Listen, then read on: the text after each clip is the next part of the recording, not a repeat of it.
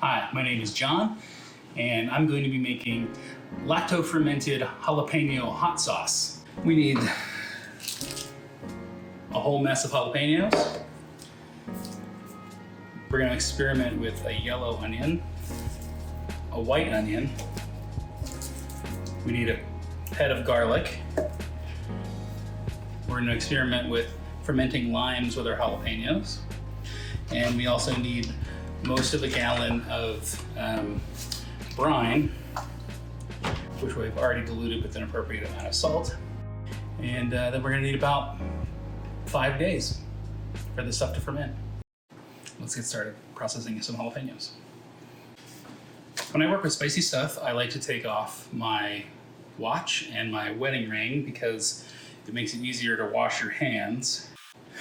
And I like to wear gloves because otherwise the oils from this stuff will find its way into your pores and you'll have hot hands and maybe hot other parts of your body for the better part of 24 hours. So better safe than sorry. In a previous experiment, we processed jalapenos 4 different ways to determine what gave us the best results in terms of heat level, and determined that the best way to process a jalapeno was minimally. So we are simply going to cut the stems off and then cut them in half to preserve the pith and the seeds. Our experiment told us that the seeds don't matter so much, but the pith matters a lot. So we're going to process them fairly minimally like that to maximize the heat level we get out of them.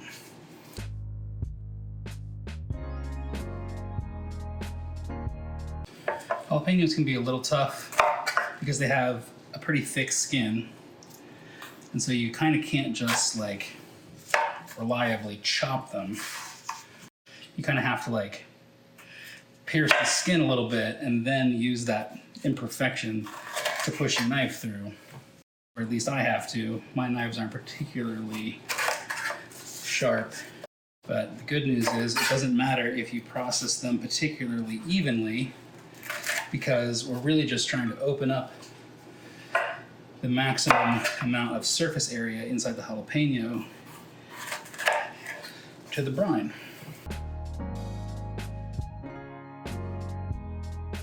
All right, so that's our jalapenos. This is about 5 pounds of jalapenos. Didn't take too long, 12 minutes or something like that. The reason I like doing that rather than putting them in a food processor or something like that is that these guys, these little seeds, are going to float in the brine, and that introduces the possibility of contamination. So by keeping them whole, I hope that, and stuck to the pith, I'm hoping that we can, limit that to a degree, help make our ferment a little safer. All right, so the next thing that we have to process are our limes. We added lime juice to our first batch of hot sauce to do 2 things. One, because jalapenos taste delicious with limes. That's a thing. We live in Texas. And also to raise the pH of the hot sauce and make it a little bit more stable, to halt the ferment. I read online somewhere that you can ferment, you can lacto-ferment lime as well. So we're gonna try one of our jars this time. Will contain lime and jalapeno, and we'll see how they do together. Next thing we need is some onion. We're gonna do 2 experiments. This time we're gonna try 1 jar with white onion and 1 jar with a yellow sweet onion, just to kind of see which flavor we like more. It also stands to reason that jalapenos and onion go well together. They appear frequently in food. One of the things that occurred to me during our last ferment is that if we were to create an onion lid, essentially like placing a slice of onion that's perfectly sized to the opening of the mason jar, we could use that as a fermentation weight to contain all the little seeds and stuff. We'll also use a real fermentation weight. There we go. That's about what will fit through the opening in the mason jar, so we'll make our rings about that big. It's time for our yellow onion. We're going to treat the yellow onion exactly the same way. This is really an experiment to see which one we like better in terms of flavor. So the last thing we need to prep here is garlic. I'm gonna take my gloves off for this because I need to be able to feel what I'm doing. Garlic is a notorious pain in the butt. Josh, this one's for you.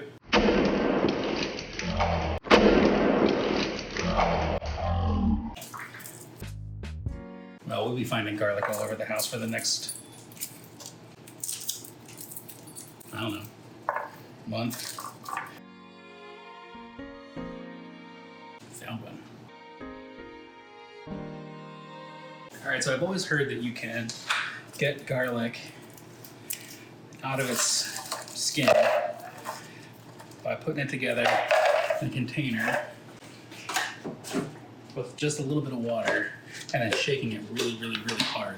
I'm gonna try this in a deli container. I've never done this before. We'll see if it works. I don't think so.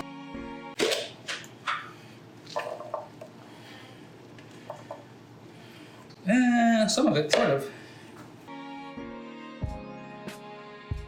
But a lot of it's just wet now. Although that did come off easier than normal. So maybe if I keep going.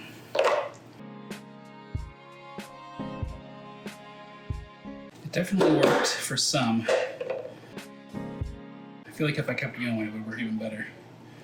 That one's clean. That one's gross. This one did not work. But that was still pretty easy. Yeah, that worked, sort of.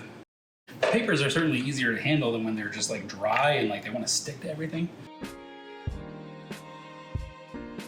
The other flavor we're gonna work with is cilantro.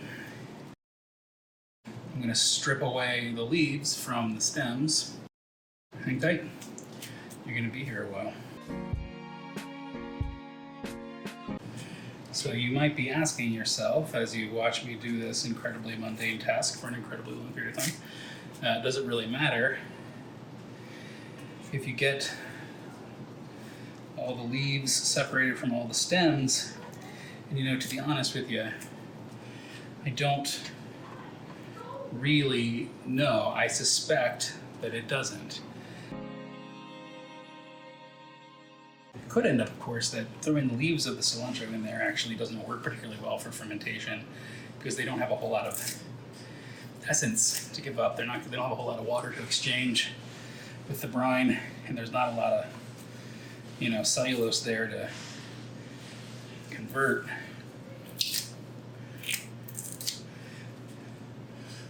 But we will see.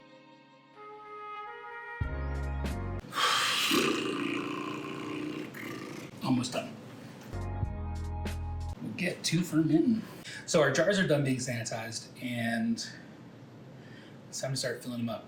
I'm using this. It's a 64 ounce, also known as half gallon wide mouth ball jar. I also have these fermentation airlocks that fit wide mouth ball jars. These fermentation weights, they're glass weights, they also get sanitized. They fit through the opening of a wide mouth ball jar. I also have a jar of brine from a previously successful ferment. We're going to be using that as sort of a starter. So we'll use this in conjunction with this.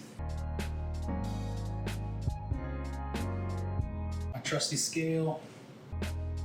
I use deli containers a lot. They're cheap, they're recyclable. I don't care if I destroy them accidentally. But they're also pretty durable. You can put them in the microwave. All right, so the first thing I'm gonna do is I'm gonna weigh the amount of old brine I have. So that's 588 grams, 147, right? Okay, so now we've got 4 individual containers of 145-ish grams of brine. All right, so the next thing is garlic. That's it.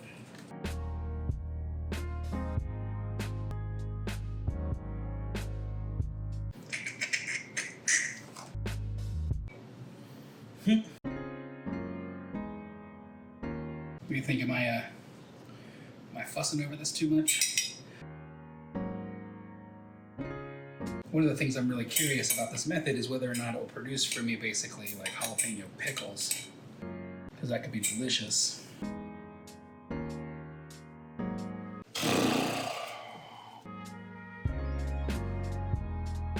I'm gonna go ahead and dump in our starter brine until it covers everything.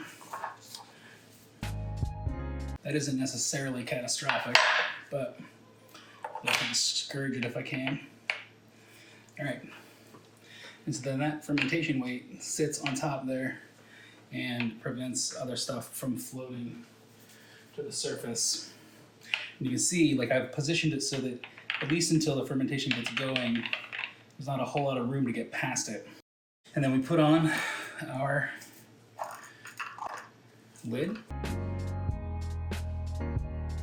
So you don't want the bottom little spigot here to be touching the fluid. You want to have a gas space. And then this, you fill up about halfway. That's it. That's our first jar. I'm just gonna sit it over here in a cool, dark place. Our next jar is an onion jar. With these onions, the reason that I did what I did was that I want to be able to like use them like in concert with my fermentation weights to really block the top of the container.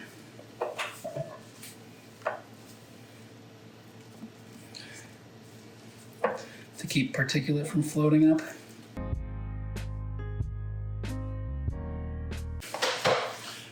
And then I'm going to take one of my fermentation weights and smush it down in there. I've got a couple of little seeds that want to float, so I'm going to pick those out real quick.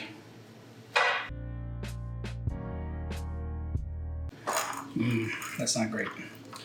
So I'm actually going to take, I think, one of my onion layers out.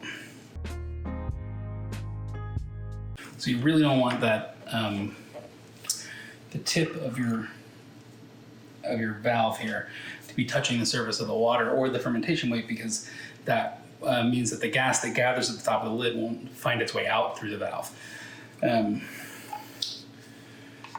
Not a huge deal. Just had to take some stuff out of the jar. Just need a little bit of headroom. All right. Just fill that sucker to the line. And there you go. White onion, ready to go.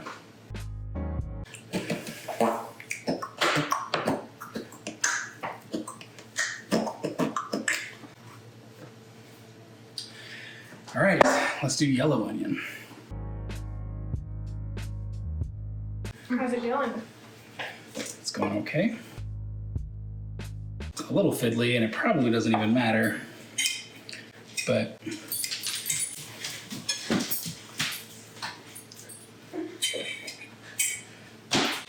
Do you like your big jars? I do. They're real big. So it's kind of like a jalapeno house. All right, so we got like our layer there, so I'm gonna toss some chunks down the middle. All right, so this one, I'm gonna take my lesson from the last one and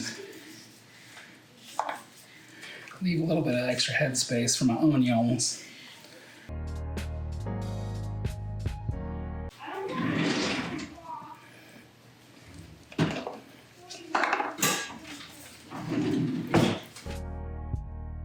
That's a nice jalapeno house.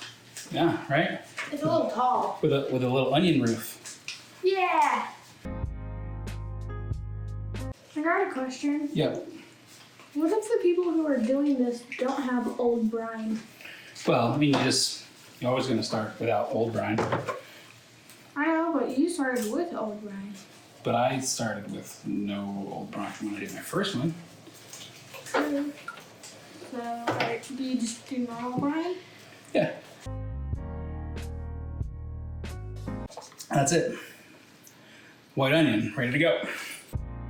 All right, last jar. I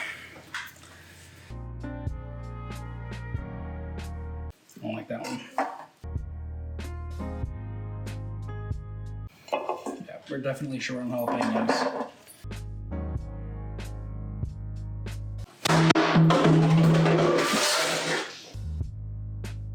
I suspect that as things start to soften over the course of the ferment, that the weight will sink. I'm just gonna pick out these floating solids. All right, that's our cilantro batch. Ready to go. All right, we'll check on it in 5 days.